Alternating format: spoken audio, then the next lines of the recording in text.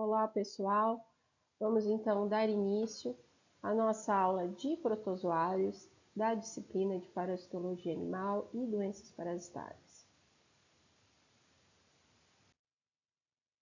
Então, hoje nós vamos ver os protozoários que participam então do reino protista. Nesse reino protista, nós temos então diferentes famílias, e essas famílias que nós vamos ver hoje, por exemplo, nós temos aqui a família Sarcocistidae, que pertence então ao gênero Toxoplasma. Outra família também que veremos hoje será a família Trypanosomatidae, pertencente também ao gênero de Leishmania. E aí, no segundo momento, nós vamos ver sobre Trypanosoma. Hoje também nós veremos a família Cryptosporidae, que pertence então ao gênero Cryptosporidium.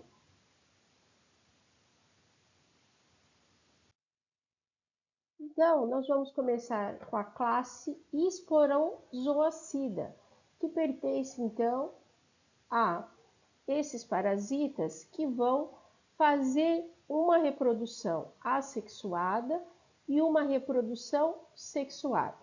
Então, é importante que vocês lembrem que nós temos que perceber que o parasita então passa por uma fase de multiplicação e uma fase de diferenciação. Então é importante que vocês tenham em mente que o parasita que ele passe por essas transformações, tá? Primeiro ele precisa então se multiplicar e depois se diferenciar. Então guardem essas duas palavras que elas vão ser importantes para vocês quando vocês forem então memorizar os ciclos. Então, eles vão passar por essa reprodução assexuada e depois uma reprodução sexual e vão dar origem então aos oocistos com esporozoídeos. Então vocês já tinham conhecido que as formas infectantes, por exemplo, já foram ovos, né, com as larvas, e agora a gente vai para um outro universo que são dos oocistos. Esses oocistos, eles também sofrem uma diferenciação a nível do ambiente. Então, aquelas condições de temperatura, de umidade, também são importantes aqui nesses protozoários, tá? Então, não esquecer que agora a morfologia, uma das formas infectantes aqui, vão ser então os oocistos com esporozoídeos. Então, vamos começar com uma doença importante, que é a toxoplasmose. A toxoplasmose é uma doença que acomete também, além dos animais, também os seres humanos. Então, nós temos aqui uma zoonose extremamente importante, que ainda nós temos uma casuística considerável no país e que muito dessa doença acontece por quê? Acontece pelo consumo de carne mal passada. Então vejam que os hábitos alimentares ainda são importantes no contexto de muitas doenças, entre elas da toxoplasmose. Então, o toxoplasma, ele pertence então ao reino protozoa, como eu já disse, filo apicomplexa e uma classe esporozoa. Então, essa característica de filo apicomplexa significa que esse protozoário ele vai ter o quê? Um complexo apical. E ele vai participar, então, de uma ordem Eucopsidida e uma família Sarcocistidae, um gênero Toxoplasma, e uma espécie Toxoplasma gondii, então. Então, vejam, aqui a gente tem uma descrição do merozoíto. Então, a morfologia desse parasito já compreende o quê? Há uma morfologia um pouco mais alongada. Por quê? Ele vai ser intracelular. Então, ele tem que ter uma morfologia que dê condições para ele de fazer aquele contato com a célula hospedeira e já fazer o tropismo, então, para a célula, tá? Então, ele vai ter, lembrando que esses parasitas, eles vão estar presentes no bacilo parasitoforo da célula. Então, é como se fosse um compartimento dentro da célula. E aí o parasita se localiza internamente. Então, é o local onde é a casinha, como se fosse a casinha ali do parasita, tá? Então, ele tem a presença, por exemplo, desses grânulos densos, de micronemas e de rópteras, por exemplo, que vão auxiliar nesse processo. Então, o parasita, ele sempre precisa reconhecer aquela célula e aderir àquela célula. Por quê? Porque ele vai fazer o processo, então, de internalização da célula. E aí nós temos essa região, então, esse apicoplasto que tem essa capacidade aqui, ó, do metabolismo, então, do parasita. Então, síntese de aminoácidos e ácidos graxos. Então, lembrando que o parasita, ele também precisa da célula para fazer, então, todo o seu suporte metabólico. Então, ele parasita a célula, mas ele usa essa célula também para atribuir aqueles metabólitos, né, e fazer a sua multiplicação ali dentro da célula, tá? Então, ele usa a célula como se fosse uma casinha e ele utiliza ali de todo o metabolismo para também se multiplicar e ali cada vez mais parasitar cada vez mais células. Vejam que aqui nós temos que, nesse caso, nós não temos flagelos e cílios, tá? Então, é uma morfologia bem específica com relação ao toxoplasma. Mas hoje nós vamos ver que existem parasitos, então, aqui nesse caso dos protozoários, que vão apresentar ali flagelos, e aí eu converso com vocês num segundo momento. Então, como são, né, esses hospedeiros e esse ciclo biológico? Então, algo muito importante do ciclo, pessoal, é lembrar o quê? Que o gato, ele é um hospedeiro definitivo. Então, quando eu falo que o gato, ele é um hospedeiro definitivo, significa que ele irá realizar uma reprodução sexuada.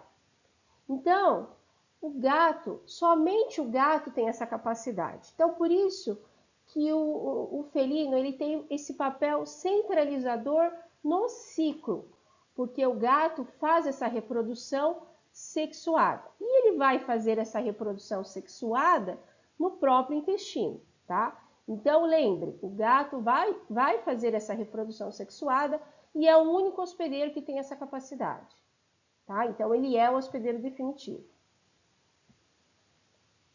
Um fator importante é que os felídeos que não ainda desenvolveram a resposta imune, né, ou seja, felídeos que são mais jovens, né, que ainda não tiveram essa resposta imunológica eficiente, que vão acabar eliminando ali essas formas, principalmente de oocistos, tá? Então, o que acontece? Nós temos hospedeiros intermediários, diferentes espécies animais. E o homem também entrando como um hospedeiro intermediário nessa história. Então, todos esses hospedeiros, eles vão se infectar também com as fezes do gato. Então, o gato, ele vai liberar uma forma que se chama oocisto não esporulado. Essa forma, ela é proveniente desse zigoto, né, que formou nessa reprodução, então, sexuada. E aí, o que vai acontecer? Esses hospedeiros intermediários irão ingerir o oocisto esporulado. Então, o que vai começar a acontecer, então? Você tem a ingestão do oocisto esporulado, que depois vai se transformar, então, em taquizoído. Então, a própria palavra, né, taquizoíto, taque vem do quê? De uma nomenclatura de rápido. Então, se eu estou falando que o parasita tem essa morfologia de taquizoíto, significa que o parasita vai estar numa constante multiplicação. Então, primeiro nós temos a ingestão por oocisto esporulado e depois esse taquizoíto começando ali a sua multiplicação. E esse taquizoíto, ele faz a sua multiplicação tanto numa fase extracelular e também dentro do macrófago. Então, lembrem do macrófago nesse início do vacúolo, que vai formando como se fosse uma casinha ali para o parasita. Então, se o parasita está nessa fase de multiplicação, ele está, então, numa fase aguda, tá? Depois dessa fase aguda do parasito, ele vai para uma fase onde essa multiplicação ela vai ser mais lenta. E essa multiplicação mais lenta eu chamo, então, de bradizoíto.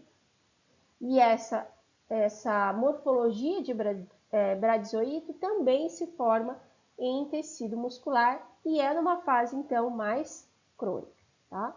Então, lembrar que nós temos a forma de oocistos que vão sair, então, nas fezes. E depois, a gente tem formação de taquizoíto e depois de bradizoíto. Então, novamente, o hospedeiro definitivo, o felídeo, que ainda não tem uma resposta imune suficiente. Então, ele vai acabar desenvolvendo ali o parasita. E os hospedeiros intermediários. Então, a gente tem que lembrar que esse esporozoíto, ele vem de uma morfologia de oocisto. Então, o oocisto com esporocistos e esporozoítos. Lembrando que o parasita ele passa por uma fase de multiplicação e depois uma fase de diferenciação, tá? Então, essa fase aqui, trofozoíto e taquizoíto, é a primeira multiplicação ali do parasita, tá? Então, ele chega a nível de intestino, depois começa a nível de circulação e faz tropismo, então, para os órgãos de predileção. Então, no epitélio intestinal vai acontecer o quê? Uma reprodução sexuada. Essa reprodução sexuada eu chamo de gametogonia. Por quê? Porque depois que esse parasita, então, passa por uma fase de taque, ele tem a fase de brade e, por fim, ele vai fazer o quê? Uma multiplicação de merogonia. Ele faz ainda uma reprodução assexuada, que vai dar origem aos merozoítos, e esses merozoítos vão sofrer também um processo de diferenciação. Esse processo de diferenciação vai dar origem, então, aos gamontes. E esses gamontes, eu tenho, então, um gamonte feminino, que é o macrogameta, e o gamonte masculino, que é o microgameta. Esse macro e esse microgameta, então, eles irão se juntar e formar o zigoto. E, por fim, esse zigoto forma o oocisto. Essa morfologia de oocisto, então, acaba indo para as fezes do animal. Então, a gametogonia vai acontecer no epitélio intestinal desse felino. Então, gametogonia refere-se à reprodução sexuada. Então, macrogameta, microgameta, que vão dar origem, então, ao zigoto. Esse oocisto, zigoto, que vai dar origem, então, ao oocisto. Esse oocisto que vai ser, então, liberado nessas fezes, são ainda imaturos. Então, eles precisam de uma ação do ambiente, né? Uma multiplicação ali celular para que ocorra, então, um processo de esporogonia. Então, é um processo de maturação, então, desse oocisto, que acontece somente, então, no ambiente. Esse oocisto vai dar origem, então, a 2 esporocistos com 4 esporozoides. Então, é importante que vocês lembrem que esses esporocistos com 2 esporocistos com 4 esporozoitos é uma morfologia que vocês agora têm que começarem ali a identificarem, né? Quantos esporocistos eu tenho e quantos esporozoitos. Então, aqui nós temos um ciclo que remete, então, a essas morfologias. Então, eu tenho o felino como um hospedeiro definitivo, os roedores aqui hospedeiros intermediários, e aqui o homem também como hospedeiro intermediário, tá? Então, esse homem ingere oocisto, taxoíto ou bradizoíto. Então, essa forma de oocisto aqui, ela está presente nas fezes do gato. Por quê? Porque o gato é o único que faz reprodução sexual. O taxoíto, principalmente a nível de transfusão sanguínea. Taxoíto também é uma morfologia quando o parasita, lembram que eu falei sobre essa forma de taxoíto. Então, essa forma de taxoíto é uma rápida multiplicação do parasita, que pode, então, acontecer a infecção, essa transmissão transplacentária. Então, essa mãe então, passa para feto, pela morfologia de taxoíto, e também nós temos no caso da transfusão sanguínea. No caso aqui do bradizoíto, o bradizoíto está então nessa musculatura desses herbívoros. Então, a principal forma de transmissão do toxoplasma é decorrente do consumo de carne mal passada proveniente então dos herbívoros. Então, vejam que o maior consumo de carne mal passada, ele vai levar ao processo de infecção, uma casuística muito maior do que de uma infecção proveniente ali das próprias fezes do gato. E aí o que acontece? Quando tem essa ingestão dessa carne mal passada, por exemplo, aqui, que também pode acontecer de verduras e frutas que estão com, por exemplo, que foram utilizadas ali uma água contaminada. Então, uma água contaminada tem essa capacidade, então, de levar esses oocistos nessas frutas e verduras, e aí tem esse consumo de oocisto. E aí o que vai acontecer? Quando você tem tanto essa ingestão de oocisto direto, né, de frutas e verduras, de uma água contaminada, de um bradizoíto, o parasita, a partir do momento que tem essa ingestão, ele chega a nível de intestino e ele vai começar então a fazer a sua multiplicação, tá? Então ele faz a sua multiplicação e depois vai para onde? Para a circulação sanguínea. E ele vai formando então essa morfologia que tem um aspecto como se fosse de meia-lua, que eu chamo de taxoíto. Esse taxoíto dentro da célula e vai se multiplicando, tá? E esse taxoíto, ele vai em diferentes tecidos de tropismo. Então, ele pode acometer fígado, ele pode acometer sistema nervoso, ele pode acometer região oftálmica, porção renal. Então, ele vai fazendo esse tropismo para diferentes órgãos.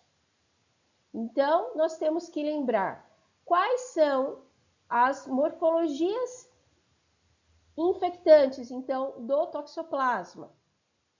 O cisto, que tem que ser esporulado, o bradizoíto, que está na musculatura que vem daquela carne mal passada, e a morfologia também de taxoíto, que pode estar presente ali no sangue, ali no momento de uma transfusão sanguínea, e também de uma transmissão transplacentário. Então, lembrar que o parasita, que o toxoplasma, passa por uma fase aguda, uma fase de multiplicação, que eu chamo de taquizoíto. E que existe depois uma fase de bradizoíto, que é uma fase crônica do parasita. Então, aqui nós temos as morfologias. Os taquizoítos vão ter esse formato elíptico intracelular. Então, vejam que ele tem essa morfologia como se fosse de meia-lua. Então, ele vai dentro do macrófago e ele começa, então, a se multiplicar no macrófago. Em todas essas regiões aqui, pessoal, em todas essas células, células hepáticas, células SMF, são células do sistema fagocítico mononuclear. Então, aqui a gente tem os fagócitos, né? A gente tem os macrófagos, células nervosas, submucosas, né? Musculares e líquidos orgânicos e excreções. O bradizoíto, ele já tem uma morfologia como se fosse uma morfologia de cisto mesmo, tá? Então, em tecido nervoso, retina. Então, uma característica importante é que toxoplasma também causa lesões diretas, né, na região da retina. Então, musculatura esquelética e também cardíaca. Então, aqui nós temos a morfologia de oocisto. O oocisto que ele sai, então, nas fezes desse gato como oocisto não esporulado. Esse oocisto, ele vai sofrendo, então, um processo de diferenciação, de multiplicação, e ele vai ter o quê? Esporocisto. Então, ele forma, então, uma dupla camada aqui, e depois ele forma, além desse oocisto, ele faz essa divisão que a gente chama de esporocistos. E cada esporocisto desse, então, eu tenho 4 esporozoítos. Então, essa vai ser a forma infectante. Depois, com a ação, né, das enzimas líticas do próprio sistema gastrointestinal, tem essa liberação, todas essas membranas ao redor, elas vão sendo digeridas e vai acontecendo o quê? A liberação do esporozoíto. Então, é importante que vocês lembrem que eu tenho um oocisto que vai ter 2 esporocistos, cada um com 4 esporozoítos, tá? É importante que vocês lembrem dessas morfologias, porque é cobrado de vocês cada protozoário e a sua morfologia correspondente. Então, a transmissão do toxoplasma acontece dessa ingestão desses oocistos que estão maduros, que já tem então os esporozoítos, os bradizoítos que estão aqui, ó, a gente consegue ver aqui na imagem, carne crua, então essa carne crua ela também pode ter esses bradizoítos, tá? E aqui, ó, importante fonte de infecção para humanos são essas carnes, então, que não foram bem cozidas. Como serão, então, os sinais clínicos? Então, a maioria dessas infecções, principalmente, por exemplo, no gato, vai ser uma infecção mais leve no gato, tá? Então, vejam que ele tem uma diarreia transitória e também uma uveíte. Então, vejam que alterações oftálmicas são importantes na infecção por toxoplasma.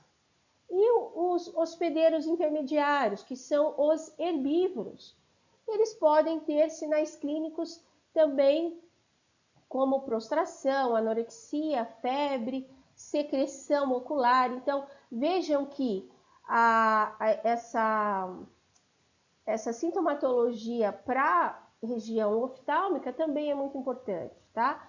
Distúrbios pulmonares, e aí aqui a gente tem que fazer uma observação importante, porque causa também abortamento em humanos, abortamento, uma má formação fetal, então é uma infecção extremamente séria para mulheres que estão grávidas, que acabam se infectando no processo ali da gestação, e essa infecção é séria porque ela causa essas malformações, esses abortamentos também nas mulheres, tá? Falando em abortamento, também leva a abortamento em ovinos. Então, ovinos também são suscetíveis a toxoplasma, tá? Bom, por exemplo, aqui a gente também tem humanos, presença de hidrocefalia, microcefalia fetal, complicações visuais. Então, vejam que é uma doença séria. Quando a gente conversa, né, sobre protozoários, a gente tem que ter em mente que são parasitas extremamente difíceis de fazer o que a gente chama de cura parasitária. Então, quando o parasita, né, no caso o toxoplasma, mas existem também outros protozoários que, quando tem essa fase inicial da infecção, depois a gente tem, né, uma fase inicial da infecção, um pico de parasitismo, e depois existe uma diminuição dessa carga parasitária. Só que existem protozoários que eles são extremamente difíceis de serem eliminados do organismo. Então, assim, a gente tem que ter essa visão que existe uma resistência, existe uma evasão desses parasitas e eles conseguem ali permanecerem ali no hospedeiro. Então, nós temos esses abortamentos em ovinos e caprinos. Então, esses animais gestantes sofrendo ali com esse aspecto reprodutor. Então, hospedeiro definitivo aqui o gato, que vai liberando então os cistos, tá? Então, leva essa contaminação também ambiental. E aqui a gente também tem um caso clínico, um caso em humano, né, associado também a uma retinopatia. Então, a gente tem que lembrar que o toxoplasma também faz tropismo para essa região oftálmica e que lembrar que é uma região anatômica que o médico veterinário ele também tem que estar atento ali para fazer ali um exame físico mais específico dessa região. Então, aqui a gente pode ver que existe esses abortamentos, né? Tanto em ovinos, tanto em caprinos, e que vai gerar também um processo inflamatório de regiões, por exemplo, de sistema nervoso. Então, aquele parasitismo, o toxoplasma, ele consegue ir para essas regiões e fazer esse recrutamento celular, né, para essas células tentarem conter ali o parasita. Então, como que é feito esse diagnóstico? Eu tenho que fazer uma associação dessas formas infectantes. Então, quem vai liberar os cistos? Vai ser o gato, então, que libera esses ocistos nas fezes. A necrópsia, inflamação, necrose, pneumonite, encefalomielite, que podem, então, ser encontrados na necrópsia, né, no histopatológico. Então, coração, fígado, diafragma, cérebro. E também nós podemos realizar os testes sorológicos.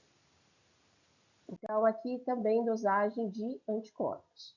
Qual seria, então, o tratamento? Em felinos, nós utilizamos, então, o cloridrato de clindamicina. Então, nós utilizamos ele por 2 semanas, tá? E o VIT em gatos, prednisona a 1%. Então, essa prednisona, pessoal, ela também auxilia no processo de diminuição de infiltrado inflamatório, tá?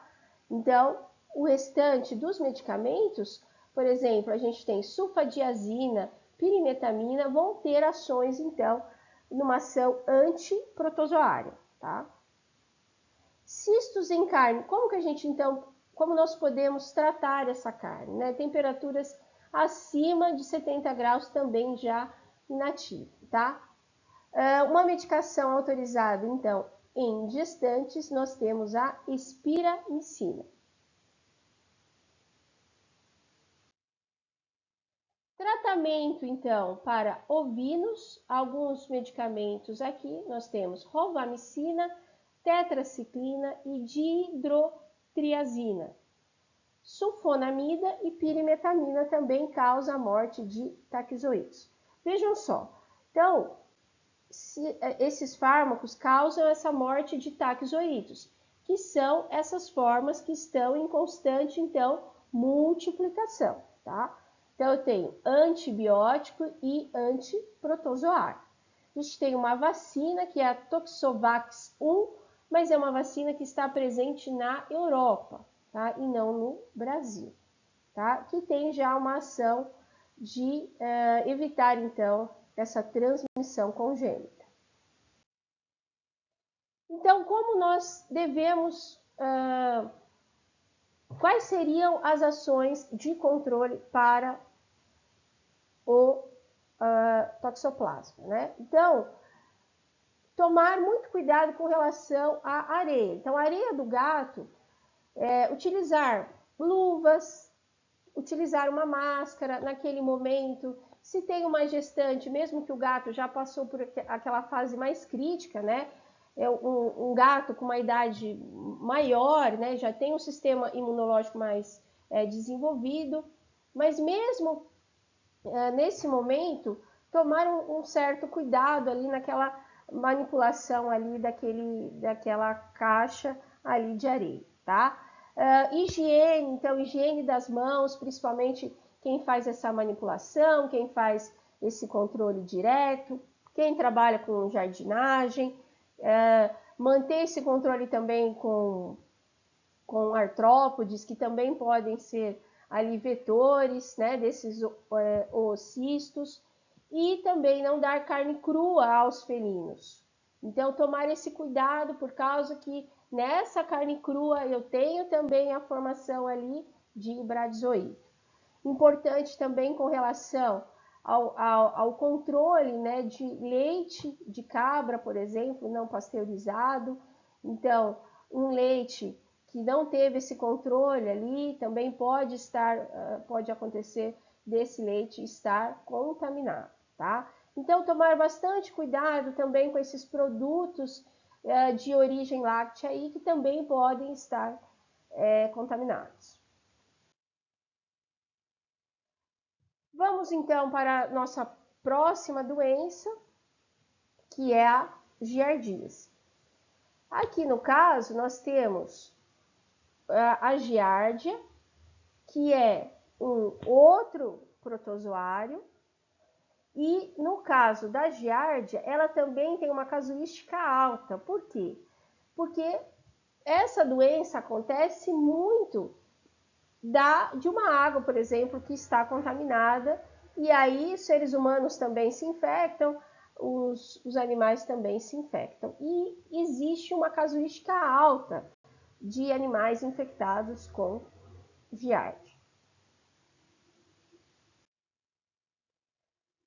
Bom, no caso aqui da giardia, nós temos protozoários que estão no intestino delgado, tá? Os hospedeiros, nós temos humanos, cães, caprinos e bovinos. Aqui, pessoal, diferente ali do toxoplasma, que nós vimos diferentes morfologias, né?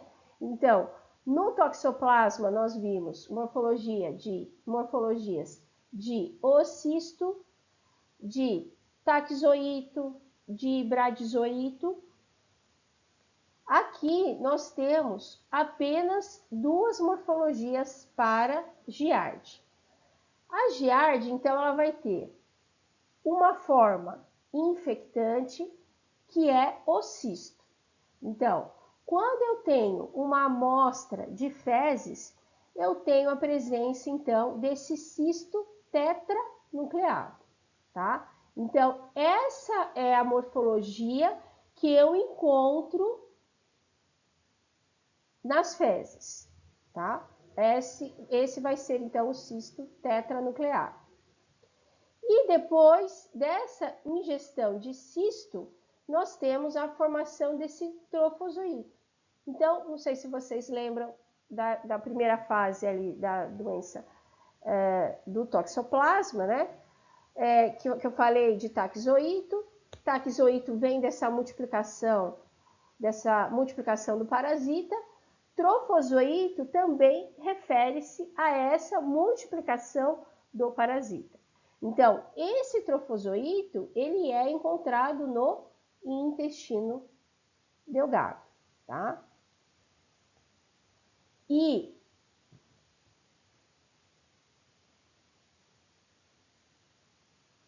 uma característica importante desse trofozoíto é que ele, então, vai ter um disco adesivo com microtúbulos e microfilamentos. Então, esse trofozoíto, ele tem essa capacidade de aderência na mucosa intestinal. Então, aqui, ó, nós temos como espécie aqui, né, Giardia lamblia, Giardia duodenalis ou Giardia aqui intestinalis, tá? Aqui, então, nós temos essa morfologia de cisto e a presença aqui dos núcleos aqui presentes. E, por fim, aqui a gente tem o trofozoíta. Então, aqui, ó, a presença dos flagelos. E aqui, nessa região, nós temos o quê? O disco ventral. Então, esse disco ventral, o parasita utiliza para fazer a aderência no epitélio intestinal.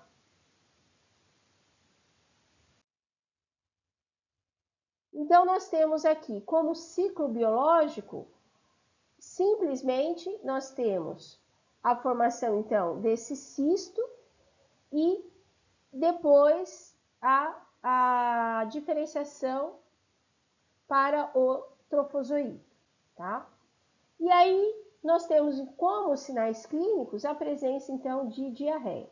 Então, é uma diarreia muito característica, que tem presença, então, de sangue, né, nas fezes, presença, então, de melena e presença de muco também nessas fezes, tá?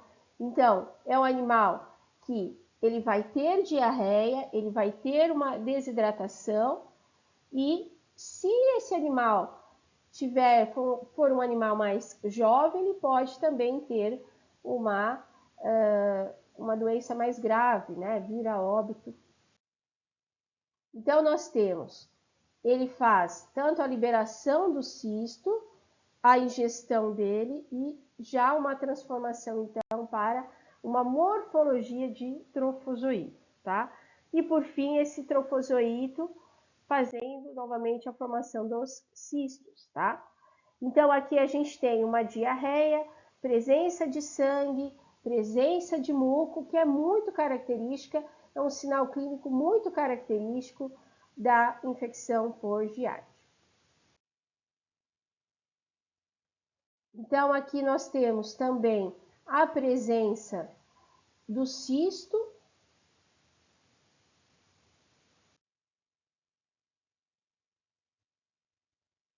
Então, como que acontece essa transmissão da giardia? Transmissão fecal oral. Então, eu tenho água ou alimentos que estão contaminados. E aí, os seres humanos, os animais, irão ingerir, então, esses cistos, tá? Uma observação, então, como que nós iremos fazer o diagnóstico? Principalmente na identificação desses cistos, que vão, então, estar pelo método de centrifugoflutuação com sulfato de zinco. Nós também podemos encontrar, de uma maneira mais rara, mas possível, as formas de trofozoítas nas fezes diarreicas, tá? Algo importante também que esses exames coproparasitológicos, eles devem ser repetidos, tá? Então, nós fazemos ali 3 amostras em dias alternados. Então, é interessante que se faça ali 3 repetições dos testes para identificarmos, né? E não somente uma, que seria ali mais usual. Então, no caso de suspeita de giardia, essa coleta de amostras fecais, ela deve ser feita com mais frequência, tá? Aqui nós temos também os testes imunocromatográficos que vão identificar os antígenos. Nós também utilizamos a técnica de PCR, que é a reação em cadeia de polimerase, que também consegue identificar o antígeno ali de Giardia. Então, nós temos também a questão da vacinação. Com relação à questão da vacinação, já foi algo discutido, né? E já foi suspenso também a vacinação da Giardia.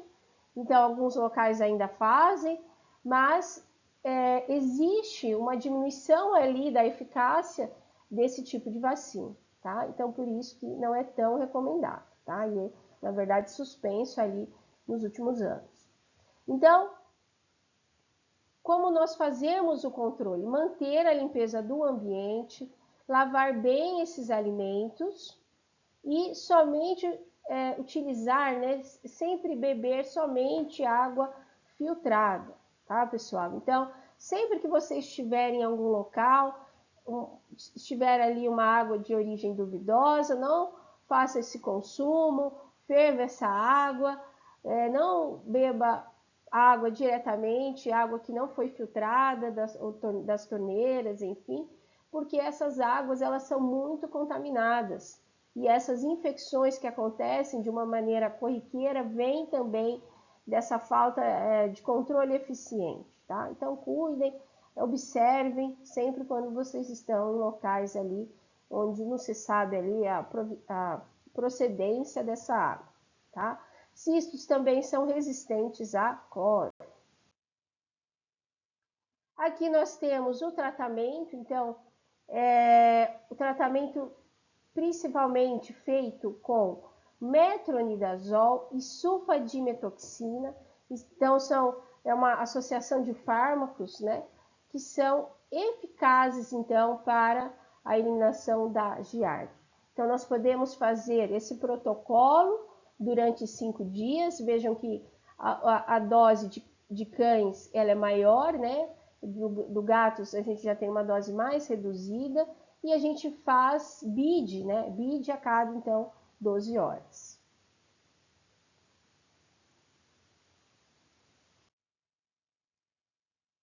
Bom, então, a giardia tem a sua importância na casuística, também acomete seres humanos. E agora nós vamos entrar em outra doença, conversar um pouco sobre outra doença, que é a leishmaniose, que é uma zoonose também. Então, nós temos uma casuística também importante no Brasil, principalmente nas regiões de Norte, Nordeste, Centro-Oeste do Brasil, Minas Gerais, interior de São Paulo. Então, a gente pode considerar Araçatuba, São José do Rio Preto, região um pouco mais próxima de São Paulo, por exemplo, região de Itu. Então, lembrar que existem locais, por exemplo, no caso de São Paulo capital, que a casuística é praticamente muito baixa, né? Eu lembro que desde quando eu fiz um estágio supervisionado no OVET da USP, nós tínhamos uma casuística muito baixa de animais acometidos com leishmania, e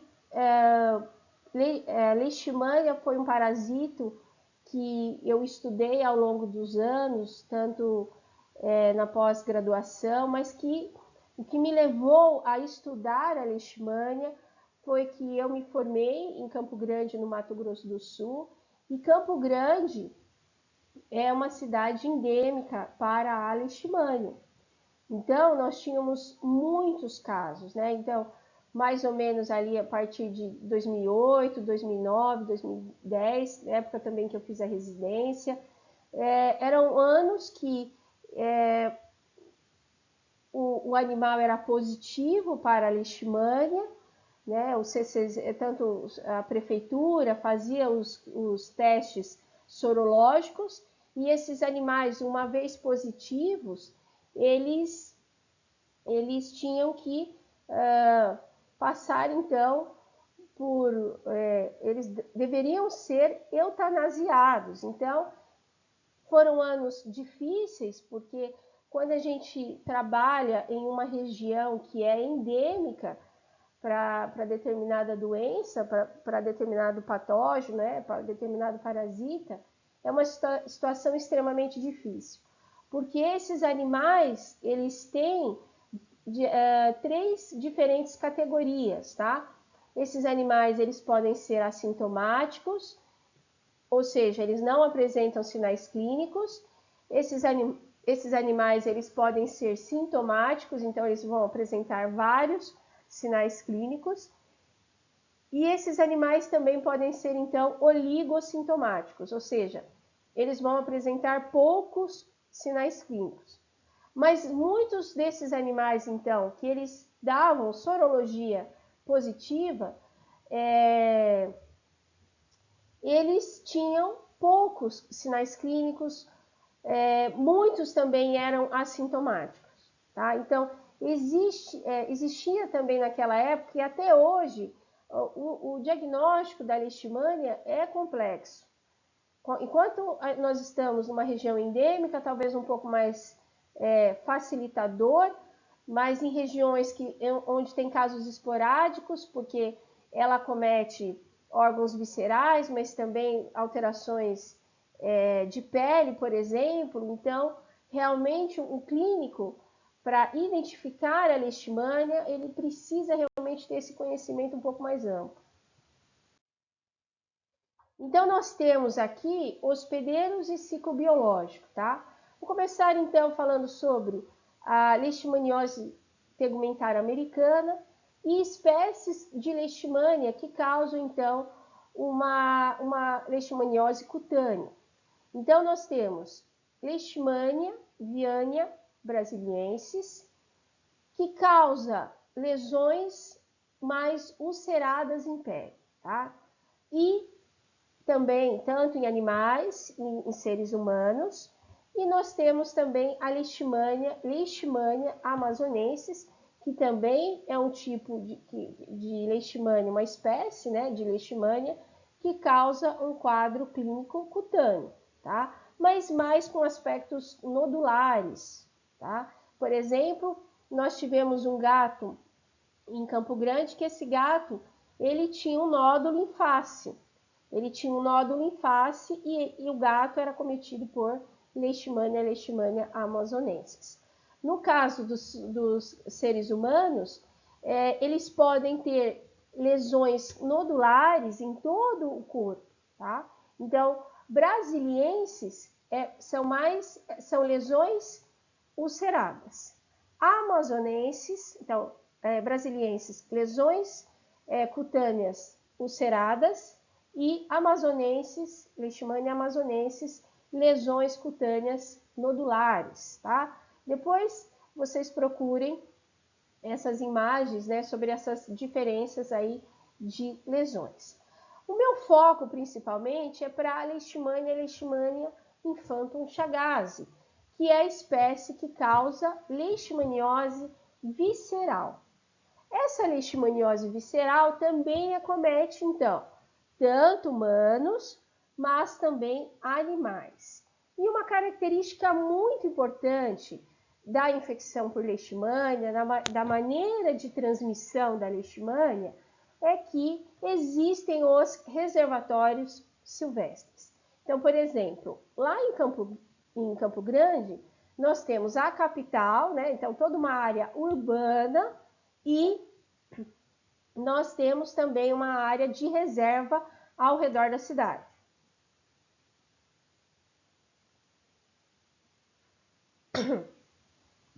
Então, o que acontece? Quando a gente tem, toda vez que a gente tem uma doença, que ela também tem todo um braço que é urbano, mas também silvestre, é uma doença de difícil controle, tá? Ou seja, por quê? Porque você pode até ter um certo controle ali para os animais de ciclo urbano, mas quando a gente vai para um reservatório silvestre, é extremamente difícil, você não tem controle ali daqueles animais, tá? E a doença, ela vai se mantendo ali naqueles hospedeiros. Então, é extremamente complexo o controle de uma doença assim. Então, são doenças que elas ficam sempre tendo essa casuística que é sustentada, então, por diferentes hospedeiros, tá? Então, lembrar que nós temos como hospedeiros definitivos, então, o ser humano, os cães, reservatório. O reservatório aqui, pessoal, nós temos os cães, tá? Então, os cães, eles têm esse papel extremamente importante na transmissão da leishmania. Hospedeiro intermediário, nós temos o flebotomínio. Nós temos um inseto do gênero Nutizomia. Principalmente, uma das espécies mais comum, então, nós temos a espécie de Nutizomia longipalpis. Então, nós temos um parasita que vai ter uma morfologia de amastigotas. Amastigotas dentro de células, então, do sistema fagocítico mononuclear. Aqui nós temos os macrófagos novamente. Então, a leishmania, como que acontece o ciclo? Nós temos, então, o flebotomínio, que ele, então, irá inocular a forma infectante aqui, ó, chamada de promastigota. Então, essa forma promastigota, que o nome ideal aqui é promastigota metacíclica, vai ser a forma infectante para a leishmania, tá? E como que esse flebotomínio, então, se infectou? Ele se infectou porque ele fez, né? A fêmea faz o repasto sanguíneo e adquire, então, as formas amastigotas, tá? Então, essas formas amastigotas, elas são formas redondinhas, tá? E essas formas promastigotas são formas alongadas e presença de flagelo, tá? Então, o inseto, ele vem, adquire essa forma amastigota aqui, tá? E depois, essa forma amastigota, ela vai para tubo digestório do vetor, né? Do Nutizomia.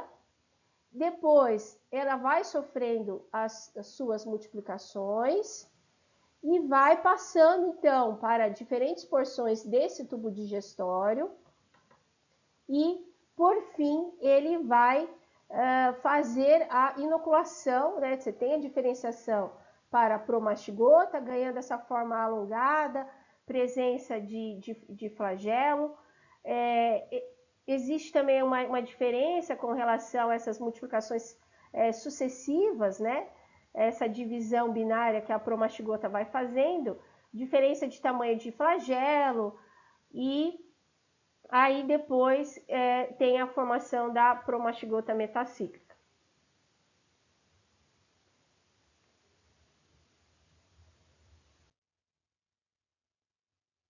Então, nós temos aqui formas promastigotas e com a presença do flagelo, tá? Então, aqui a gente pode ver a presença do flagelo. Então, essa morfologia aqui nós encontramos no flebotomínio. Depois aqui nós temos presença do macrófago, o macrófago, e aqui a gente encontra também a leishmania e esse formato amastigoto. Então, no hospedeiro invertebrado, no flebotomínio, nós temos essa morfologia aqui, promastigoto, tá? Depois, nessa morfologia aqui do macrófago, nós temos a mastigoto, tá? E aqui nós temos uma organela que a gente chama de cinetoplasto, que é uma característica importante da leishmania, que esse cinetoplasto é um DNA mitocondrial, tá? Importante na morfologia aqui da leishmania.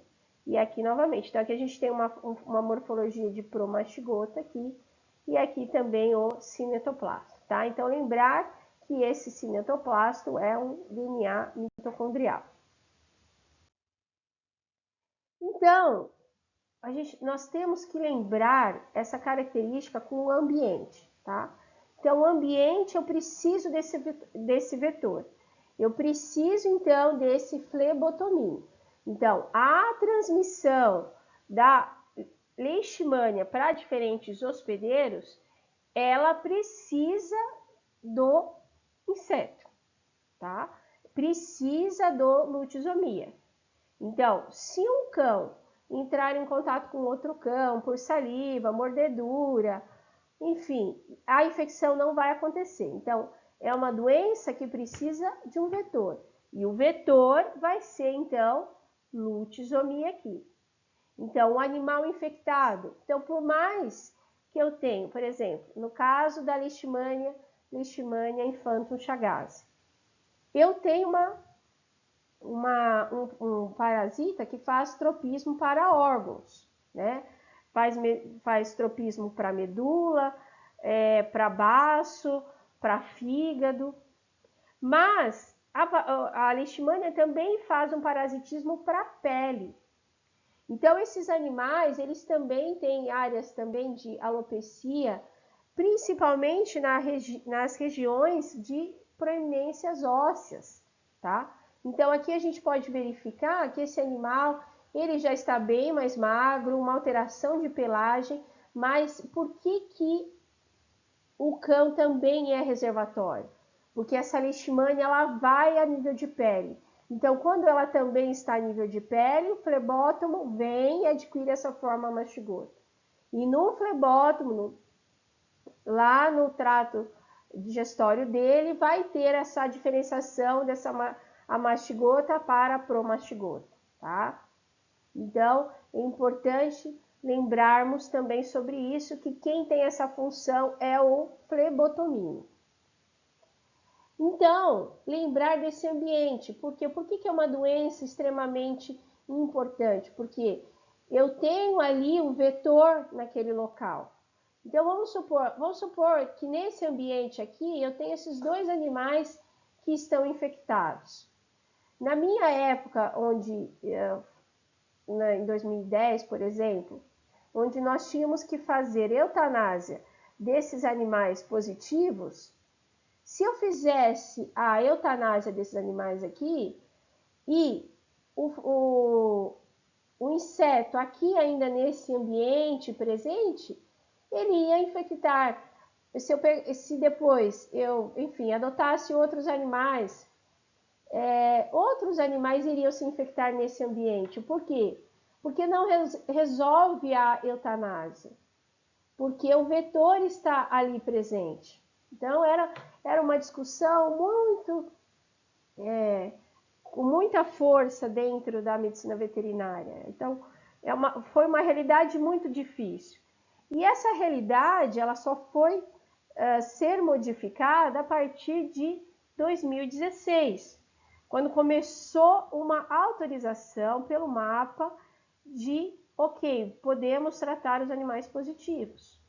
Porque tem uma questão no Brasil que nós não tratamos os animais acometidos com leishmania com fármacos de uso humano. Então, lá em 2016, nós tivemos, né, uma portaria interministerial que autorizou o tratamento de animais infectados com leishmania e eles deveriam ser tratados com medicamento de uso veterinário, uso exclusivo veterinário, que foi então fornecido pela Virbac e na produção então do miltefloram ou miltefosine, tá? Então, o flebotomínio, né, a fêmea que vai fazer todo esse repasto sanguíneo, essa fêmea precisa do quê? Precisa de uma matéria orgânica em decomposição, ela precisa desse ambiente aqui. Então, a higiene é extremamente importante, pessoal. Se nós ainda temos uma casuística alta de doenças assim, é porque vem muito do hábito ali, hábitos de higiene, de cuidado, né? E isso é diretamente proporcional.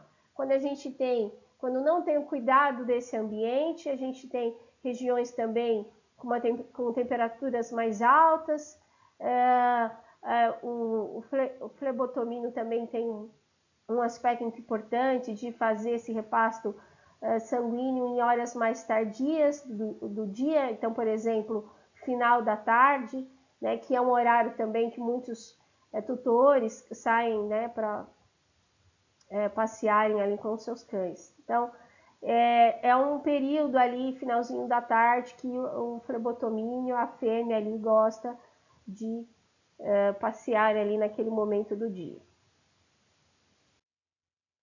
Então, dentro dessa patogênese, nós podemos verificar que, tanto em pele, em fígado, linfonodo e baço, a leishmania faz tropismo para todas essas regiões, todos esses órgãos, tá? E existe, pessoal, um parasitismo extremamente eficiente, tá? Principalmente quando a gente tem um parasitismo de um perfil onde esse macrófago ele se torna inativado. Então, do mesmo jeito que uma célula de defesa, né, o macrófago, ele tem a capacidade de destruir a leishmania, é o mesmo local que a leishmania utiliza como, entre aspas, tá? A casinha dela consegue se multiplicar e ela faz uma lise depois desses macrófagos, usa todos os metabólitos ali da célula, ela se multiplica e depois faz a lise da célula e vai parasitando outras células. Então, vai causando também a presença de granulomas, de processos inflamatórios nesses locais, porque realmente se a leishmania ela consegue então ter um perfil de hospedeiro suscetível, então isso vem, o que leva essa dicotomia ali então da resposta? Isso vem desde espécie de leishmania em questão, espécie da leishmania em questão, espécie do hospedeiro. Então, são algumas variáveis ali que interferem, então, se vai ter uma resolução ou não da infecção, tá? Mas a gente tem que pensar que a leishmaniose, né, a doença em si, é uma doença que dificilmente vai ter cura, tá? Mesmo que eu tenha níveis reduzidos ali do parasita, mas assim, realmente zerar a leishmania realmente é extremamente difícil, assim, né? Ter uma resolução completa da infecção. Então, existe uma carga parasitária, mesmo que baixa, e que esse animal, ao longo de 5, 7 anos, ele vai sofrer um processo de descompensação. Por quê? Porque chega um momento que ela reinicia o processo de multiplicação. Então, esse cão, por exemplo, ele pode passar anos bem sem ter nenhuma descompensação e depois a leishmania começa a se multiplicar novamente. E aí uma coisa também que é extremamente importante é a formação de imunocomplexos. Então, deposição ali antígeno e anticorpo em diferentes órgãos, também causando lesões em diferentes locais também, tá? Então, aqui nessas imagens, nós podemos observar que esse excesso de parasitismo vai levando a lesões profundas nesses órgãos, formação de fibrose, alterações na própria função do órgão mesmo, esses órgãos vão se tornando então insuficientes, tá?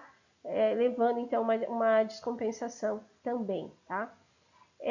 Um aspecto importante com relação aqui, então, como a leishmania também ela vai para a região de linfonodo, de pele, são locais importantes quando nós pensamos também em fazermos testes diretos, né? Nós podemos fazer uma punção em linfonodo, em pele, biópsias, que também nós podemos encontrar ali a leishmania nessas regiões. E também histopatológico, imunistoquímica, para fígado, para baço.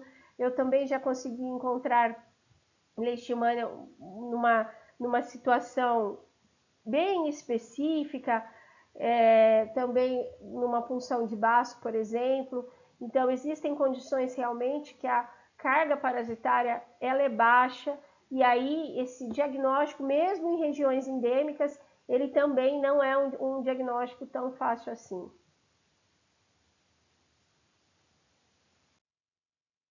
Então, esses animais, eles vão apresentar uma onicogrifose, como vocês podem ver, que é esse aumento aqui, né, exacerbado aqui das unhas.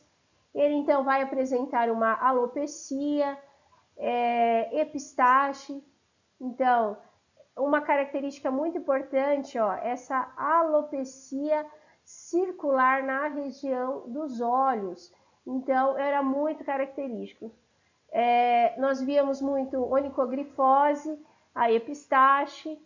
Essa epistaxe ela vem decorrente também de um animal que começa a ter umas disfunções também em medula óssea.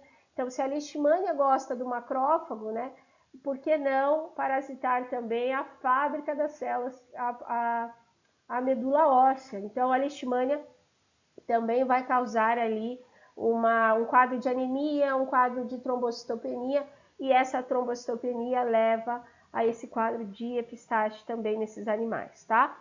Então, aqui a gente pode ver também um animal que teve uma perda de peso considerável aqui também. Então, lembrar que, observem isso, pessoal, façam uma observação extremamente importante, tá? Observem que mesmo que eu estou falando de uma leishmaniose que é visceral, essa leishmania migra para pele e causa sinais clínicos de pele. E essa sintomatologia, ela é importante porque o cão é reservatório da doença. E é importante no momento que a fêmea vem e faz o repasto sanguíneo e adquire as formas amastigoras. Aqui nós temos um caso de um cão e o seu tutor que foram acometidos com leishmania brasiliensis. Então, vejam que a leishmania brasiliensis causa essas lesões ulceradas. Então, ó, o flebotomínio, né, a fêmea ela gosta muito dessa região de face também, região de focinha, que ela gosta de vir fazer o repasto sanguíneo nessa região. Então, possivelmente ali, esse vetor aqui, o lotizomia, fez essa infecção aqui, então, cruzada ali também, não só no cão, mas também aqui no seu tutor. Olha, uma lesão também ulcerada e muito importante também acontecendo aqui. Então, como que eu vou fazer o diagnóstico da leishmania? Eu tenho que identificar a leishmania diretamente, então eu posso fazer isso em punção de medula, baço, linfonodo, lesão cutânea, posso fazer histopatológico, isolamento também em meio de cultura Schneider aqui, inoculação em animais de laboratório, então nós temos hamsters. Hamsters são animais, modelos experimentais suscetíveis para leishmaniose visceral e camundongo para leishmaniose cutânea. Então, hamster ele vai ser suscetível para leishmania infanto-chagas e camundongo balbicê, por exemplo, ele pode ser suscetível para a leishmania amazonensis.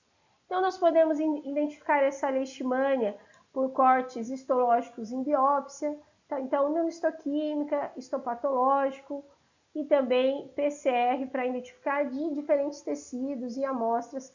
A gente também encontra a leishmania diretamente. Exames sorológicos, nós temos o ELISA e nós temos esse teste rápido imunocromatográfico de duplo percurso, tá? O DPP. Então, nós conseguimos, né, utilizar aqui, nós utilizamos uma proteína recombinante, RK28, que vai fazer também uma identificação de anticorpos, tá? Dessa anti-leishmania também em diferentes amostras. Então, quando a gente pensa em diagnóstico para a leishmania, tem que ser uma associação de múltiplos fatores. Então, você vai examinar esse animal, vai fazer o exame físico, né, a anamnese, entender o histórico desse animal, entender de qual região que esse animal está, onde ele se localiza, se ele fez alguma viagem, por exemplo, aqui nessa realidade de São Paulo, você tem que sempre perguntar, por exemplo, se esse animal vai para um sítio, se esse animal vai para o interior, se ele fez alguma viagem. Então, é importante que tenha esse conhecimento ali desse histórico. E, além disso, você vai fazer, então, uma associação com o que você está observando ali em exame físico e também os exames complementares, tá? Então, normalmente, é uma associação. Então, você vai procurar a leishmania diretamente, você vai fazer um exame direto, encontrar a leishmania também não é tão fácil assim, e também a gente tem os testes sorológicos. Então, você tem que utilizar ali de tudo um pouco, tá? Então, nem sempre você consegue o diagnóstico apenas com um exame. Normalmente, é uma associação deles. Então, aqui a gente tem o teste que foi desenvolvido, então, pela Fiocruz. E como, então, vai ser a questão do tratamento? Então, ainda bem que vocês já vivem em uma época que o tratamento é autorizado, é um tratamento oneroso e, como eu falei para vocês, a cura parasitária é extremamente difícil. Então, significa que esse animal ele vai passar um tempo bem, depois ele vai descompensar. Então, esse tutor ele tem que ter essa noção ali e ele tem que ter essa flexibilidade, ou seja, condições financeiras, uma série de questões para ele iniciar ali o tratamento, tá? Então, um frasco desse miltefuran, ele dura, então, 28 dias, é uma solução oral, então, é somente para 28 dias, uma vez ao dia, e hoje no mercado deve estar em torno de uns 1.000 e poucos reais, assim, sei lá, 1.200, 1.300 reais. Em torno desses valores inicialmente, tá? E é um produto veterinário importado, então por isso que ele também tem um custo maior. Então, nós temos aqui também o único tratamento autorizado pelo Ministério da Agricultura.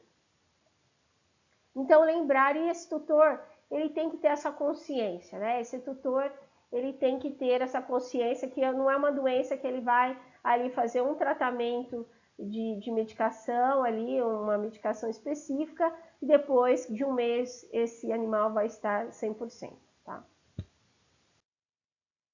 Nós temos também tratamento em humanos, então o antimoniato de N-metilglucamina, que é o glucantime. Então, vejam que são medicações, né? Medicações endovenosas ou intramusculares, ou seja, uma via extremamente mais complexa, tá?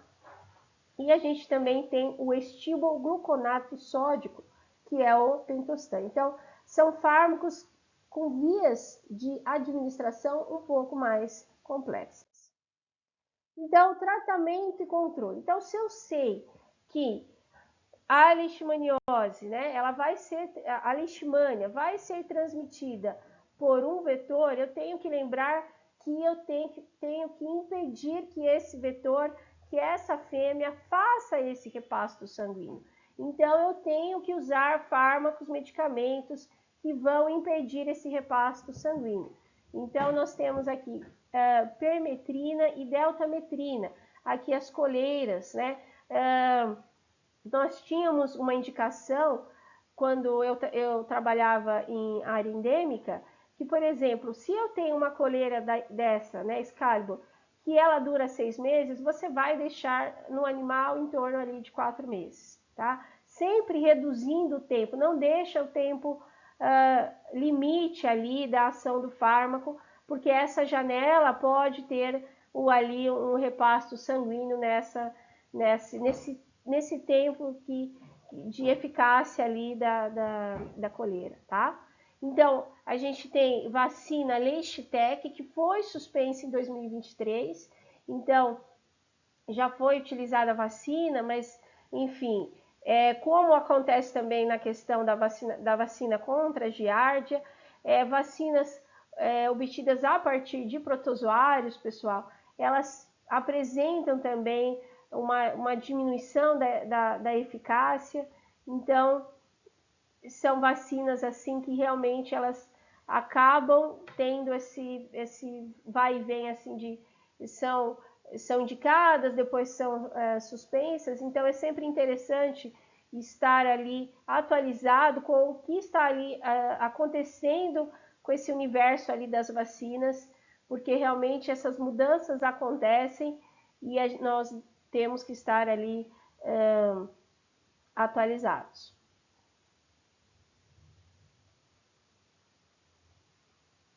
Então, com relação a leishmania, então lembrar, né, para finalizarmos aqui a parte da leishmania, lembrarmos disso, que é uma doença extremamente importante, que existem vários aspectos com relação ao controle, e que é importante que se faça esse controle, essa higiene adequada desses locais, que esses animais utilizem, então, esses fármacos de controle também nessa atuação desses vetores, e para que impeça, então, esse repasto sanguíneo, ok?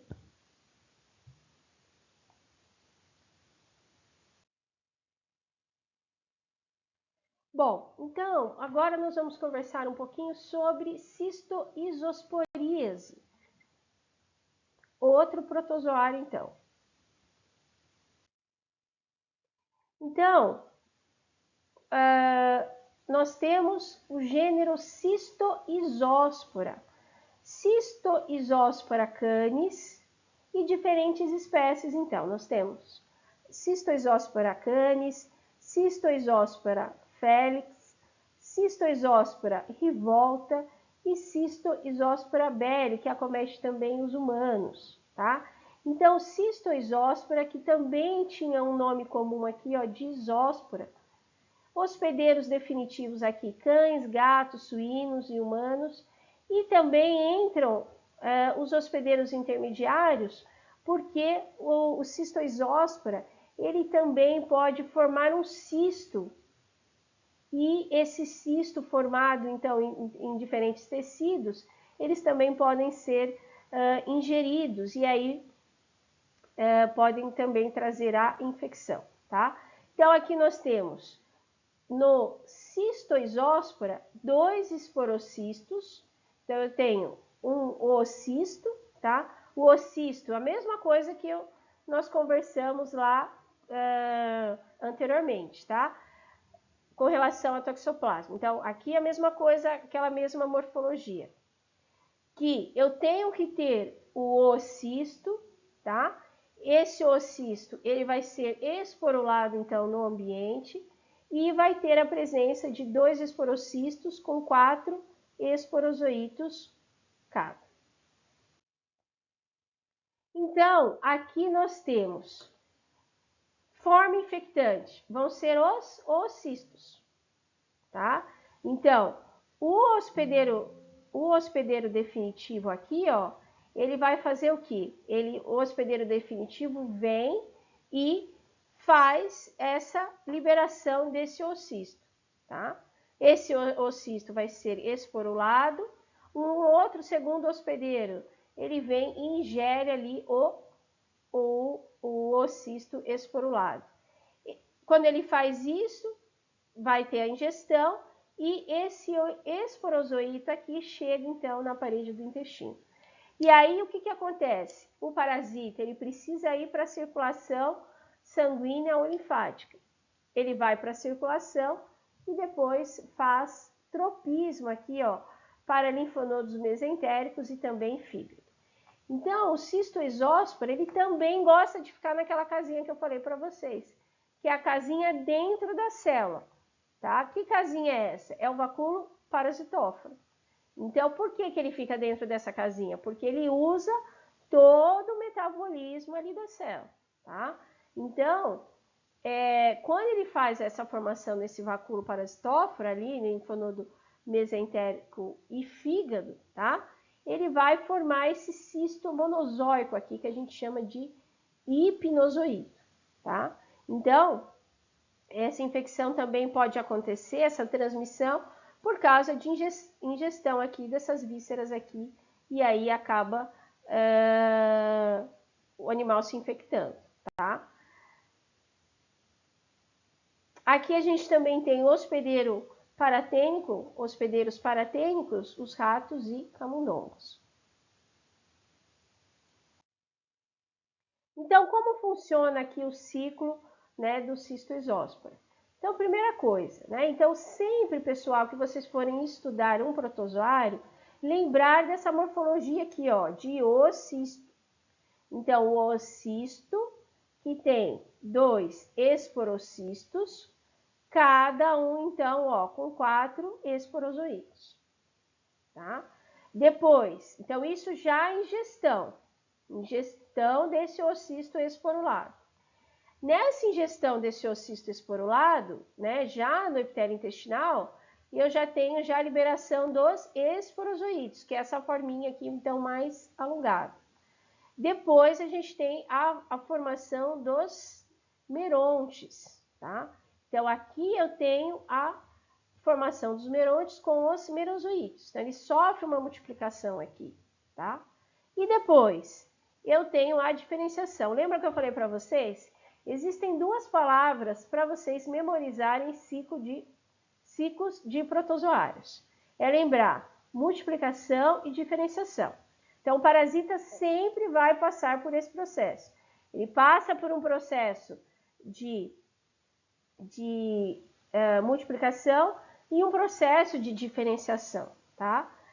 Aí, o que vai acontecer? Ele vai sofrer a diferenciação, que ele vai formar os gamontes, já fazendo uma reprodução sexuada. Essa reprodução sexuada aqui, o que vai acontecer? Tá? Vai acontecer formação de macrogamonte e microgamonte. Então, gameta feminino e gameta masculino, tá?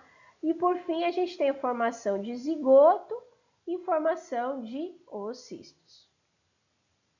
Então, lembrar, ó, merogonia, reprodução assexuada, e gametogonia, reprodução sexuada. Então, esse animal, ele vai desenvolver o quê? Ulcerações na mucosa intestinal, inflamação catarral, presença de sangue e pus, então, nessas fezes, vai causar uma enterite hemorrágica que pode até levar uma perfuração intestinal, uma septicemia e também uma peritonite. Sinais clínicos, então, desses animais. Principalmente uma diarreia aquosa, ó, com muco ou sangue. Então, vejam que esses sinais clínicos não diferem muito, tá? Então, anorexia, desidratação. Então, o animal tem diarreia e o animal tem desidratação. São 2 sinais clínicos que se acompanham, né? Então, você tem vômito, eles têm vômito, febre, uma diminuição de peso, enfim, tá? A mesma coisa com gatos e suínos também, de uma maneira muito parecida. Quando a gente fala também dessas infecções, acontecem em animais que são jovens, que são imunodeprimidos, tá? Então, lembrar dessa questão também, dessa suscetibilidade desse hospedeiro. Então, qual vai ser o tipo de diagnóstico aqui no cistoesóspora, né? Nós podemos fazer, então, técnicas de flutuação, presença desses oocistos, então, nas fezes, solução de sulfato de zinco, centrífugo flutuação, técnica de Faust, tá? E também a gente pode encontrar, né, aqueles hipnozoitos também nesses cistos tissulares, e aí a gente consegue fazer o diagnóstico, então, por necrópsia ou histopatológico. Então, aqui, ó, lembrando que o parasita ele passa, então, por essa reprodução assexuada, presença desses merozoítos, uma junção de merozoítos, então, vão ser os merontes. Aqui, novamente, a gente também tem a presença dos microgamontes, né? E macrogamontes, aqui também presentes. E, por fim, a gente também tem a formação aqui dos merozoítos, os merontes, e a junção de merozoítos, então, são os merontes. Todas essas morfologias, pessoal, nós identificamos, então, lá no epitélio intestinal.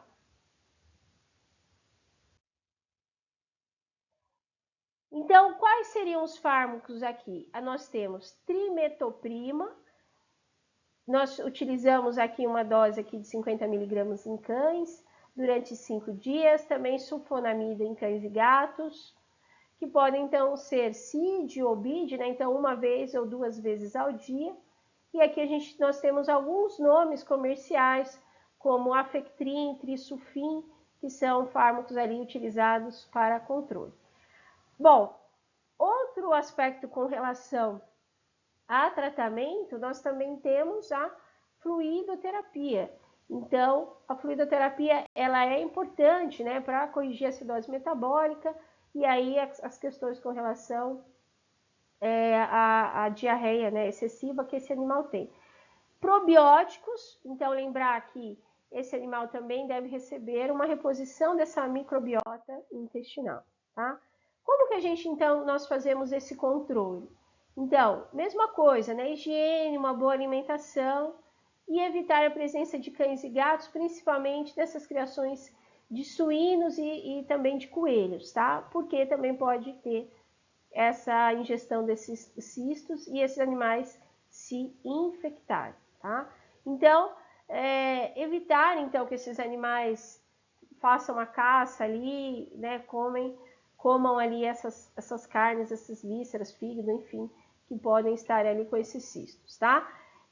Os seres humanos também têm essa questão de não ingerir ali carne mal passada, questão também da água contaminada. Então, é extremamente importante esse controle com relação a esse consumo também de carne mal passada e também de água contaminada, né? Então, dentre esses protozoários aqui que vocês viram, também muitos vêm, essas infecções acontecem também de água contaminada, de carne mal cozida, então é extremamente importante esse cuidado também com esses alimentos.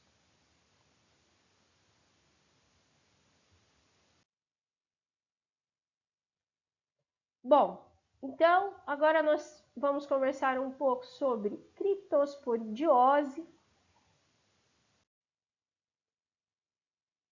Cryptosporidium, ele é um protozoário importante, causa uma diarreia em bezerros bem significativa, um dos principais patógenos ali que causa uma diarreia significativa em bezerros, tá? Ou seja, animais mais jovens são mais suscetíveis, tá?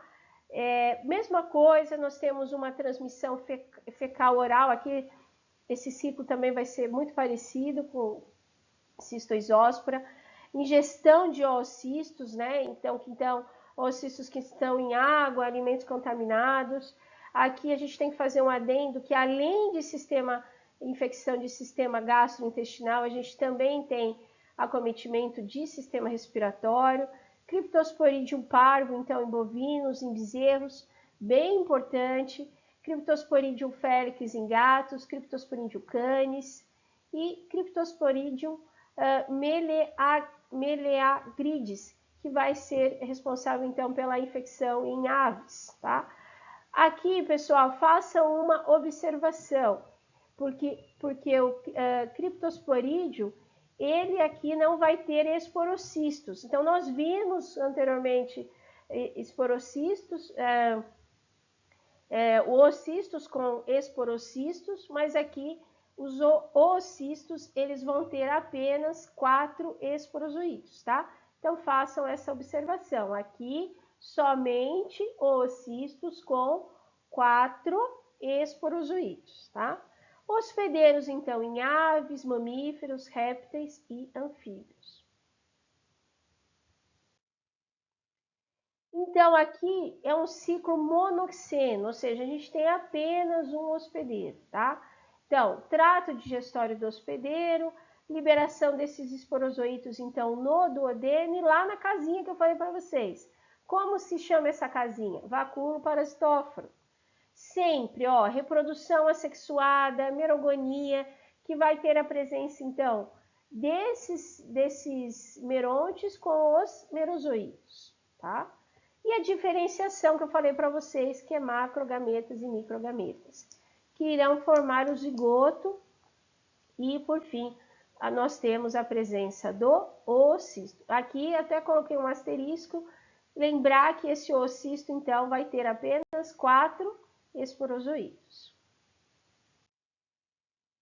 Então, nós temos aqui o ciclo do criptosporídeo. Então, vejam esse ambiente aqui de piscinas ali, onde todo mundo tem acesso ali a uma água, principalmente piscinas públicas, né, pessoal? Todo mundo tem acesso ali. Então, se tiver ali uma água contaminada, acaba ingerindo, né? Porque nesse processo ali, a pessoa está ali nadando, enfim, está curtindo ali a piscina, mas acaba ingerindo um pouco de água ali. E se tiver uma água contaminada, esses locais predispõem também a esse tipo de transmissão. Então, uma vez que essa água então contaminada, a gente tem o ser humano, outros animais aqui também se infectam, e aí vai formando todo esse ciclo. Então, esse ciclo, ele acontece no intestino, tá? Acontece todo ele no intestino, no epitélio intestinal.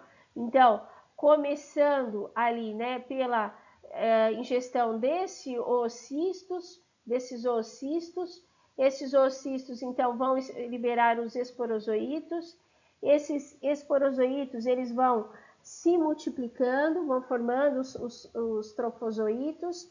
Esses trofozoítos vão formando também os merontes e merozoítos. Esses merontes e merozoítos vão formando também os gamontes, né? Macrogameta e microgameta, até por fim finalizar aqui formação macrogameta e microgameta, formação de zigoto, oocisto, tá? Então aí a gente consegue fechar todo o ciclo, lembrando que o parasita ele vai passando então pela sua multiplicação e diferenciação, tá? Então, reprodução assexuada e reprodução sexuada.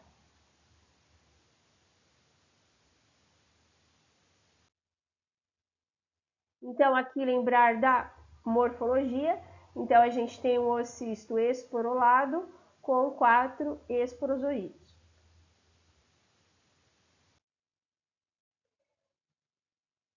A transmissão e os sinais clínicos, então, se eu tenho água ou alimentos contaminados, leite, então, não pasteurizado, ato de lambedura, tá, pessoal? Então, muitas vezes, esses atos pode acontecer uma infecção ali, transmissão direta, tá? Quais os sinais clínicos? Vômito, diarreia. Então, uma observação aqui, pessoal, com relação a esse ato de lambedura, o animal ele tem esse hábito, né? Ele faz a sua higiene ali, ele se coça, ele se lambe.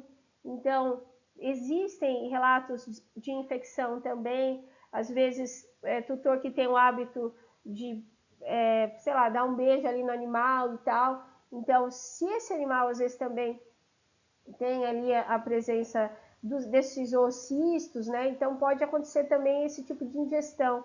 Então, cuidado também com esse tipo de ação também, que pode acontecer infecções desse tipo, tá? Esses animais, então, terão vômito, diarreia. Uma coisa importante, pessoal, é que a gente sempre sabe, né? Nós sabemos assim que a doença tem aquela dicotomia, então hospedeiros que são mais suscetíveis, mas existem aqueles hospedeiros que eles possuem a infecção, mas eles vão criando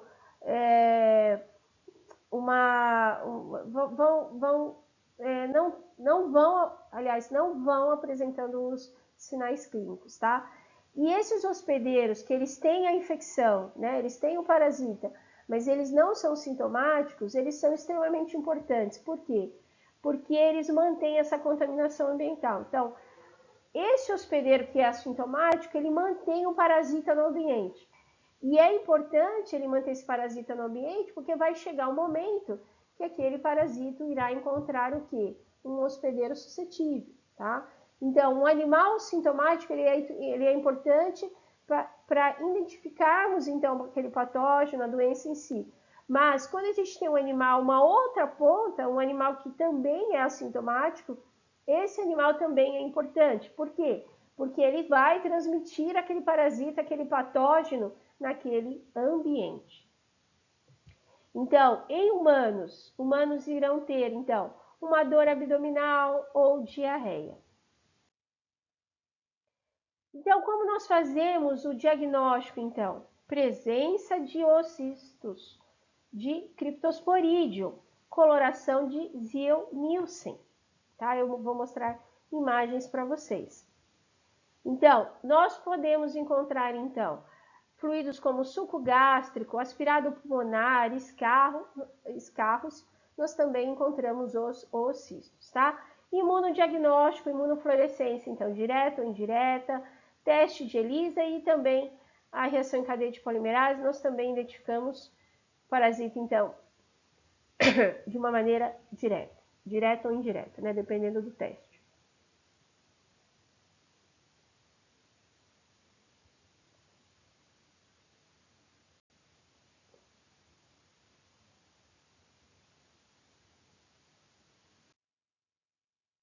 Então, aqui nós temos esses ocistos de Cryptosporidium, então, presentes, essa coloração um pouco mais rosadinha.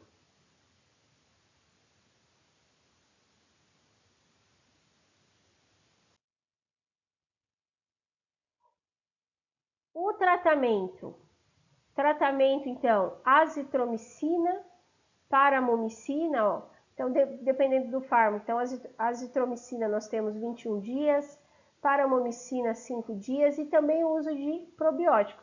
Então, esses probióticos, eles possuem lactobacilos, saccharomyces, ou seja, para fazer esse restabelecimento aí dessa flora, dessa microbiota, tá?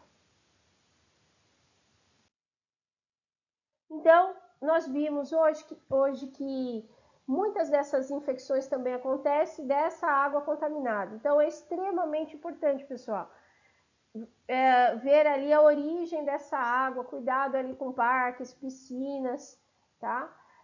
Bebedouros, comedouros, contaminação também de camas, práticas de higiene dos estábulos no ambiente, incinerar as camas. Então, a gente sabe que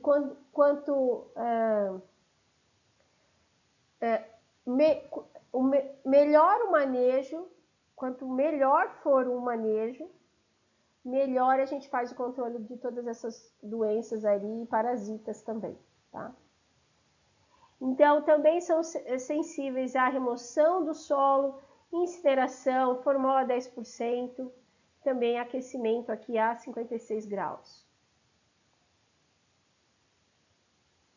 Então, um aprendizado que fica, então, dessas infecções, né?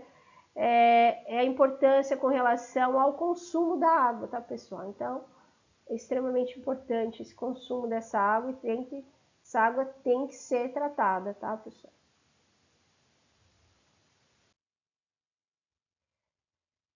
Então, para finalizarmos a nossa aula de hoje, vamos estudar tricomonose. Vamos entender um pouco mais sobre essa doença. Então, o agente etiológico aqui, o parasita em questão, né, o protozoário, vai ser o Tritricomonas foetus, tá? Então, essa espécie, Tritricomonas, tem um formato de pera. E aqui esse ciclo, né, é muito interessante porque aqui nós vamos ter somente uma morfologia, que é a morfologia de trofozoíta. E uma característica importante desse protozoário é que ele vai ter, então, corpo, núcleo e 3 flagelos anteriores e um flagelo posterior. Ele vai ter também uma membrana ondulante. Então, nós falamos sobre a leishmania, que tinha o flagelo, né, aquela forma promastigota, que era uma forma alongada e tinha o flagelo. Mas uma característica de Tritricomonas desse gênero e também outro gênero que tem membrana ondulante é o Trypanosoma. Então, uma característica de morfologia muito específica desses gêneros, tá? Então, não esquecer que o Tritricomonas apresenta, então, essa membrana ondulante, tá? Então, é um protozoário que vai estar em ilho seco e cólon, tá? Então, colite. Então, aqui, pessoal, o local de tropismo é intestino grosso, principalmente, então, em gatos, tá? E locais onde a gente tem uma grande quantidade de animais também, tá? Um fator importante aqui é que nós temos também Tritricomonas foetus, causador de também uma doença em trato reprodutor de bovinos. Então, nós temos aqui, ó, os flagelos anteriores e a característica morfológica que eu mencionei para vocês. Então, aqui nós temos presença de núcleo e essa membrana ondulante aqui. Então, flagelo anterior, essa membrana ondulante aqui e um flagelo aqui posterior. Então, na minha humilde opinião, esse parasita aqui eu acho um dos mais bonitos, porque realmente eu acho que essa membrana ondulante ela é muito característica e muito específica. E lembrar que a gente também encontra essa membrana ondulante no Trypanosoma. Depois nós vamos ter uma segunda aula que nós vamos ver, então, essa membrana ondulante no Trypanosoma e o gênero e quais as espécies ali que causam doenças nos animais, tá? Seres humanos, animais. Então, aqui, presença dessa elegante membrana ondulante.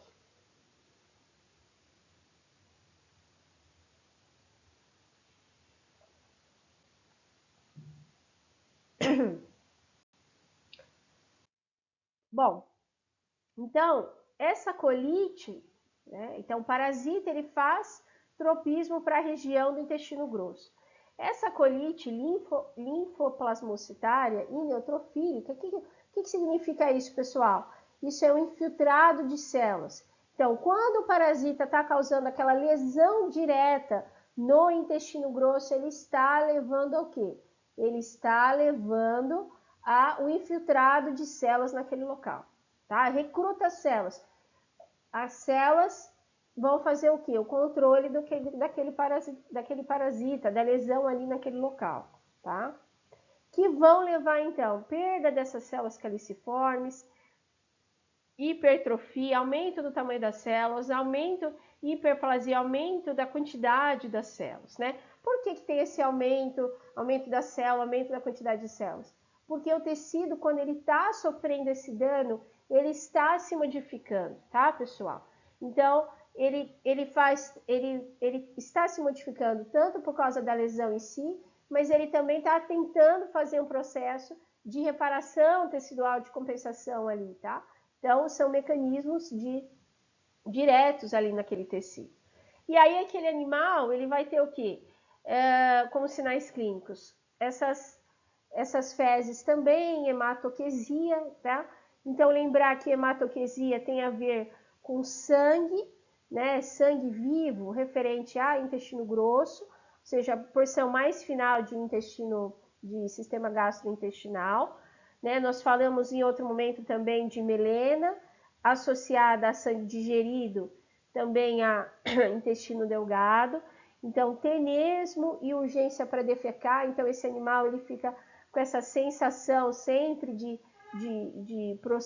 episódios diarreicos ali sucessivos, tá? Incontinência fecal e também prolapso retal. Então, ele também ele então tem esse excesso, né, de defecação, tá? E aqui também é importante, esses gatos adultos também podem ser assintomáticos, tá? Então, lembrar que a gente tem esses dois caminhos da infecção mesmo. O que tem um intenso parasitismo e clinicamente fica doente mais rapidamente, e o hospedeiro que consegue controlar essa carga parasitária, e aí ele vai para um perfil mais assintomático, mas que ele é importante porque ele também elimina as formas infectantes ali no ambiente. Então, aqui nós temos presença de hematoquesia, né, nas fezes também em felino. E aí o animal, ele sempre fica com essa região, o animal que tem muitos episódios diarreicos, ele fica com essa região ali, região anal, sempre com acúmulo de fezes, né, pessoal? Isso é rotineiro. Então, não tem muito segredo, a gente, para ciclo, nós temos apenas uma morfologia aqui para trofozoito, então é um parasita que ele não precisa ter uma forma de resistência, então, no ambiente, tá? Quando eu falei para vocês, na presença dos oocistos, né, que eles têm essa dupla camada ali dessa morfologia, essa dupla camada do oocisto, ela é referente à resistência do parasita no ambiente, tá? Então, todo o caminho que o parasita vai seguir, tanto a nível de ambiente, tanto a nível de hospedeiro, ele tem uma morfologia específica para isso. Então, se ele precisa ficar mais tempo no ambiente, ele vai ter uma morfologia adequada para isso, tá? Então, sempre a gente tem que fazer um link de como é determinada morfologia e a sua função ali, dentro daquele hospedeiro, dentro daquele ambiente, tá? Como vocês viram aquelas formas no início ali falando de toxoplasma, de taquizoíta, aquelas formas mais alongadas do parasita, por quê? Aquele formato de meia-lua. Porque ele faz aquele parasitismo intracelular. Então, esse contato com a célula, essa entrada de célula, então se ele tem esse formato mais elíptico, ajuda ele fazer esse processo de internalização do parasita, tá? Então, façam essas associações que elas auxiliam nesse processo também de estudo, tá? Então, como que eu vou fazer o diagnóstico? Eu vou encontrar, então, esses trofozoítos presentes em fezes, então eu faço coproparasitológico, posso identificar também por PCR, tá? Qual que vai ser o tratamento aqui? O ronidazol, então 30 mg por quilo por via oral, a cada 24 horas, então durante 14 dias.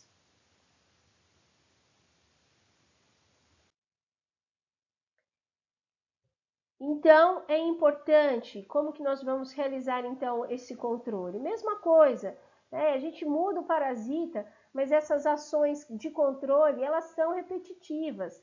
Ações de higiene, esse manejo que tem que ser feito de uma maneira correta, né? Eu até vou fazer uma observação, porque nessa semana, né, vocês fizeram os seminários, né, as discussões de casos clínicos, e teve um grupo que comentou, né, como se fosse, eles fizeram como se fosse um juiz ali, né, ele colocou o parasita ali como réu, e aí a tutora, a fazendeira ali, como também culpada ali daquela infecção que estava acontecendo, né? Então, no teatro mostrou muito isso, assim, que você tem dois pontos, né? Você tem o parasita, que ele gosta daquela condição ali do ambiente, mas que também tem uma falha ali de um tutor, uma falha de um criador, e que acaba ali o parasita se mantendo ali no ambiente, né? Então, sempre lembrar dessa tríade epidemiológica que acontece. Então, uma doença, ela se manifesta por quê? Porque eu tenho um agente etiológico, porque eu tenho um ambiente e eu tenho o hospedeiro que ele é suscetível. Então, sempre lembrar desses três aspectos, né? A doença nunca é isolada, sempre tem que ter os fatores ali, fatores condizentes ali para que ela aconteça, tá? A gente tem que ter uma visão, um olhar mais amplo quando a gente fala das doenças. Então, animais assintomáticos podem também transmitir a doença, testar todos esses animais, tá? E fazer uma completa higiene de todos esses locais, de caixas de areia, e também fazer uma descontaminação também do ambiente, uma higiene adequada.